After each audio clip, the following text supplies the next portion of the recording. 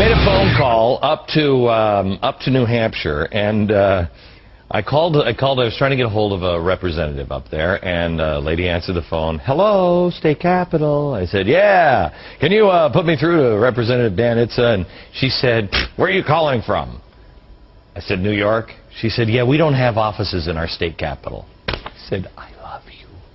New Hampshire they do things a little differently up in New Hampshire, and Dan Itse is here with us now. You really work from home. You don't have an office in the capital. I do have a drawer. I love this. Okay. Well, go ahead.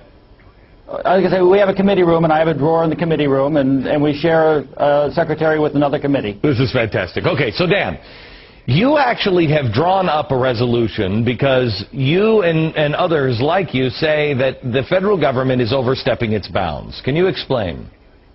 I can, but first I want to say, Glenn, you are not alone. We've got your back, and thank you for the opportunity. Thank you. Yes, we have a resolution that says, thus far, no farther. It's a line in the sand to tell the federal government that they are no longer allowed to transgress the Constitution, and if they do, then they're nullifying the Constitution. What was it that you say, you know, enough is enough? First of all, is New Hampshire going to take any of the spending, the stimulus money? I don't have control over that. Right now, the Democrats are in the majority, and we're in a budget deficit. And I suspect that if anything comes our way, it's going to be snagged up. But so then, I mean, but they're buying you off. I mean, you know, for they're bribing us with our own money. Right.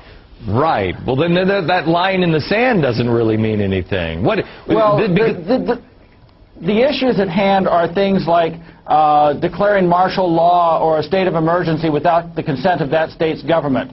Further encroachments on our right to bear arms, like the Holt bill that's been folded into the stimulus package.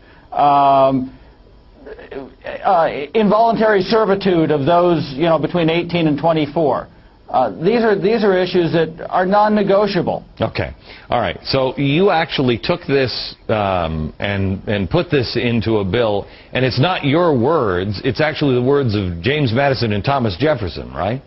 Absolutely. Well, it starts off with our own Constitution, which precedes that for the general government, and then the 9th and 10th Amendments, and then Jefferson's Kentucky resolutions from 1798, where he says that we're not bound by unlimited submission to the general government by a compact, the Constitution. Okay, I find this so fascinating because I read the Founding Fathers, I know what they believed, and it makes no sense that you couldn't back out of the Union if they started trampling on those rights. It would only make sense, and that's what those resolutions that those two men drafted and you drafted for your state.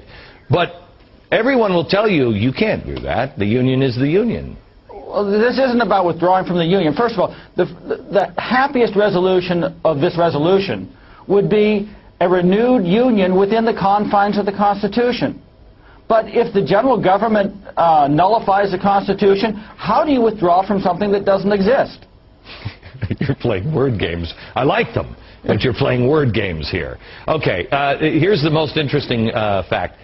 You're not alone in this. How many states have this resolution based on Jefferson and Madison pending in legislatures all across the country?